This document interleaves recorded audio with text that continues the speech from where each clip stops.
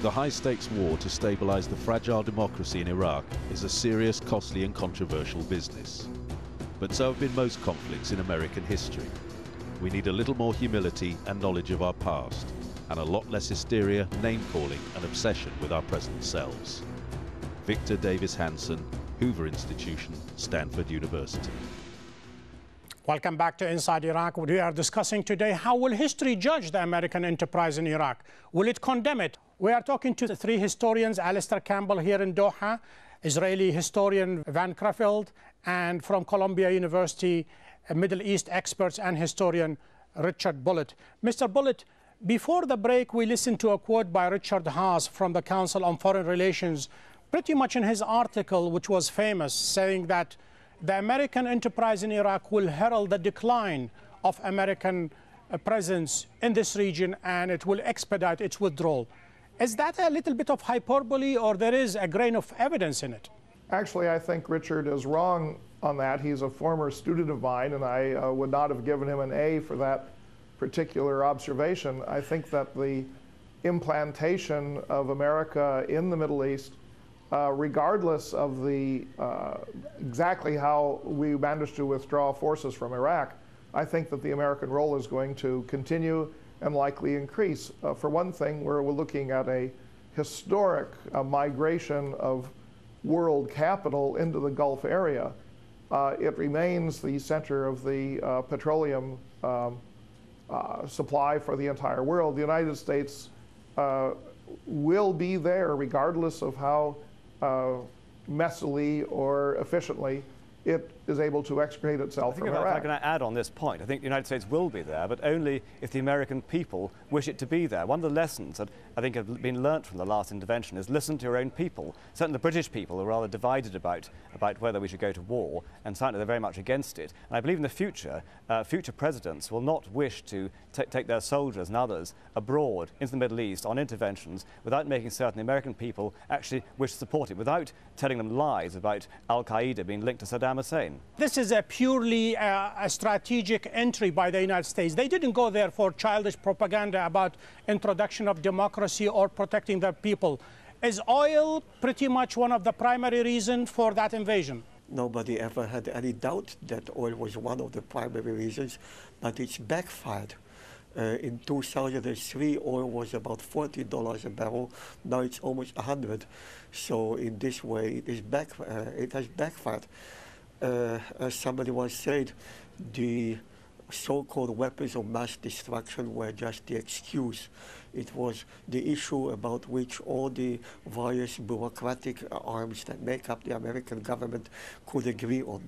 The real issues, I suppose, were strategic power and also oil, and it's backfired. However, I would support Professor Bullitt by saying that this is not the end of the American involvement in the Middle East. It is not even, let alone the beginning of the American decline. It is one more milestone in the life of an empire, the largest empire of our time, the largest empire, maybe most powerful empire in history, that has had and will have its ups and downs. But I do not see America going into a precipitous decline tomorrow just because this war almost certainly will be lost. I think the oil issue is a little misleading here. The run-up of oil prices comes from demand from India and China and other parts of the world, rather than some mishandling of the war per se. And I think that it's easy, perhaps, to dismiss the personal factor having to do with the attitude that American politicians had toward Saddam Hussein. But here in the United States, Saddam, like Osama bin Laden or like Khomeini, had sort of an iconic role of being pure evil, and the desire simply to get rid of him. I mean, in a world where tyrants are a dime a dozen, what makes Iraq so particularly appealing to the United States? They are all over the place. If it wasn't for oil, what was it then? I agree with what Professor Bullitt just said. America is a democracy, and democracies, as Kissinger once wrote, have a tendency to demonize their opponents. If you want to mobilize a democracy for war, you have to paint your enemy in demonic colors, and Saddam Hussein just fitted the role very well. He was an Arab, he had a dark skin, he had a mustache. You know, what else do you need in order to make Americans hate him? And I rather agree with that. I think the Americans failed to catch Osama bin Laden, and Saddam Hussein seemed to be a nice alternative. And that's where they tried to create the link between al-Qaeda and Saddam, which I think was a very mendacious thing to do. But I also think that George Bush did have a personal vendetta and was obsessed and fixated with getting rid of Saddam Hussein. And as a result of that, it's one of the reasons they failed to plan for the reconstruction. He listened to his neocons, listened to some of the Iraqi exiles, believed topple Saddam and his regime, everything else would be fine. He was so fixated, and he and Tony Blair too, I believe, shared this. And still, had there not been the smell of oil wafting around, I rather doubt whether this intervention would have taken place. When one is talking about American democracy and talking about American people participation in the war, one is almost reminded what Mark Twain said, you know, you have to support your country all the time and your government when it's right. Well, I think that the appreciation of the American popular mood that Professor Campbell was talking about isn't, Colonel, I'm sorry, not entirely accurate. The fact that so few Americans are actually involved in the war, and casualties have been, comparatively speaking, low, and there's no conscription, and this has until recently been a period of substantial prosperity in this country, accompanied with a period of enormous fear. Finances. I mean, although very few people, only a few soldiers, or quite a few soldiers, I would say, have been involved and killed, when you think that America produces over $1 billion per week, that's over $50 billion a year for the last 5 years towards Iraq reconstructed security. That's a lot of money which Uncle Sam and the American people have had to pay through their taxes. I would say that is commitment, and does commit the whole American people. We haven't had to pay it. We're borrowing it. We're borrowing that money. We're not paying it. There's been no increase in taxes to pay for the war.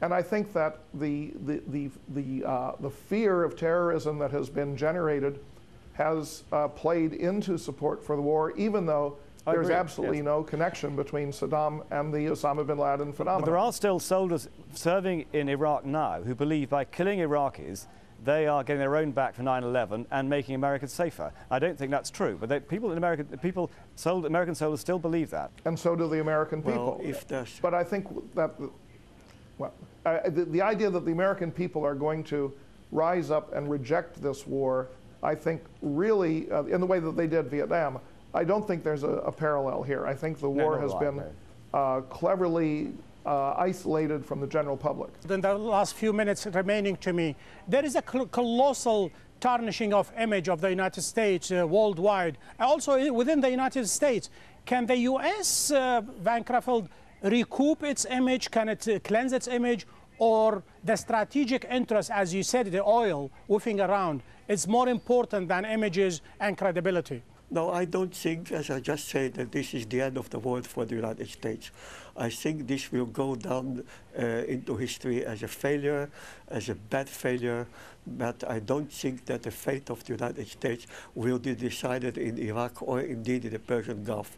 The fate of the United States will be decided in Washington, in New York, in Los Angeles, in Houston, in places like that, by the American people, by that wonderful democratic system that you have. I believe America can redeem itself very easily and regain its moral standing after the Iraq War by doing effective action in the Israel-Palestine question, which Georgia is trying to do now. If it does that, then it will redeem its moral standing in the Middle East. I'll take 30 seconds from Richard Bullitt as well as very slim. Professor Van Crefeld. Will history, Professor Bullitt, be kind to President Bush? History will not be kind to President Bush. President Bush has damaged the country. He has marred his image in history permanently. It may not be as bad ultimately as it appears to be now, but he will go down as one of our least successful and least popular presidents. Alistair Campbell, you are the British. Will history be kind to Blair? I think history will be kinder to Blair than we are at the moment, but I think it will not forgive him supporting America without getting much in return back in 2003. Final word from Professor Van Crefeld. Go ahead. You know, I'm a patriotic Israeli, and given what we've just heard, yes, I sometimes wish that President Bush or some other American president had what it took to put us and the Palestinians together, knock our heads together, and force a settlement, not just on Israel, because that's unfair, but on both sides. Yes, I wish it would happen. Martin Van Creveld, Alistair Campbell, Richard Bullitt, gentlemen, thank you for being guests on Inside Iraq. Thank you. To access the show and to send us your comments, please go to aljazeera.net/English. We have reached the end of this show. Join me next week when we take another look inside Iraq. Goodbye.